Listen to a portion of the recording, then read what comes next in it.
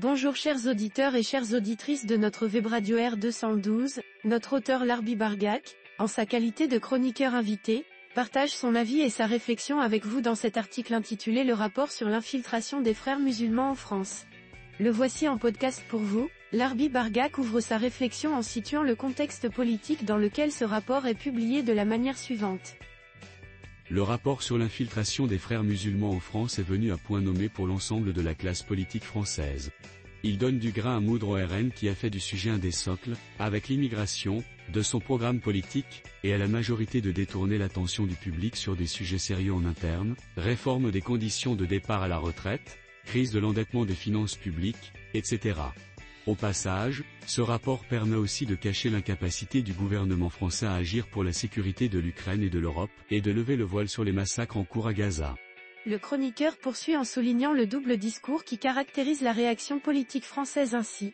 Les hommes politiques français distinguent, depuis ce matin, avec une hypocrisie à peine feinte, islam et islamisme, et se disent respectueux des musulmans. Un respect que les faits et les éléments de langage ne démontrent pas. Le rapport, que tout le monde a reçu, est commenté sur tous les plateaux télévisés en France. Il nous apprend que les écoles noyautées par les frères musulmans représentent 7% des écoles privées dites musulmanes.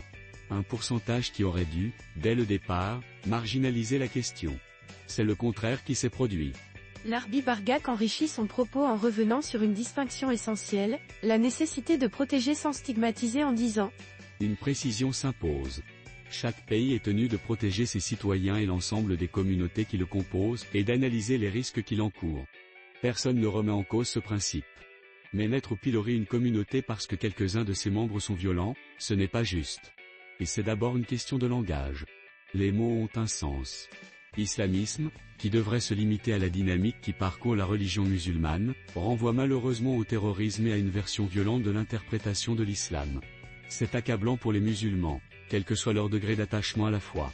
Il approfondit ensuite sa réflexion par une comparaison entre les différentes religions monothéistes et leur perception dans l'opinion publique de cette manière. Surtout lorsqu'il constate que le terme christianisme a une connotation positive. Il se limite à la description de la dynamique spirituelle de cette religion. Son passé violent est définitivement écarté par la mémoire. Les pires horreurs de la chrétienté, inquisition, croisade, reconquista et la déportation qui s'en est suivie, sont en note de bas de page, jamais dans le corps du texte. Même le silence du Vatican au cours de la Deuxième Guerre mondiale est complètement occulté. Le judaïsme, dont la dimension archiviolente s'exprime aujourd'hui sans vergogne, dénoncé par un grand nombre d'Israéliens, dont les anciens premiers ministres Barak et Olmer, est également épargné. Le judaïsme, comme désignation, est limité à ses dimensions religieuses, et c'est bien. C'est le terme islamisme qui pose problème. Le chroniqueur met l'accent sur les effets pervers de l'usage inégal des mots et ses conséquences sur la cohésion sociale ainsi. L'associer à une des dérives violentes de l'islam, sans le faire pour le christianisme et le judaïsme, dessert la volonté de lutter contre l'entrisme et une idéologie inspirée d'une interprétation religieuse. En réalité, l'emballement des médias et des hommes politiques autour de ce rapport est contre-productif. Il va juste générer plus de frustration pour l'ensemble des musulmans qui voient leur religion et leur foi salie, limite profanée par des discours inadaptés portés par des mots inappropriés.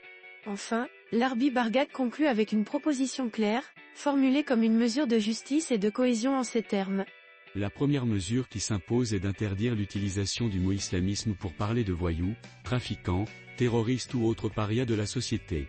La France le fait pour les autres religions, elle doit l'imposer pour l'islam si elle souhaite recruter parmi les musulmans des militants pour une société française apaisée. Chers auditeurs de la web radio R212, merci d'avoir été à l'écoute de ce podcast et de partager avec nous ce moment d'échange et de découverte. Votre présence et votre fidélité sont notre plus belle récompense. On se dit à très bientôt, si vous le voulez bien.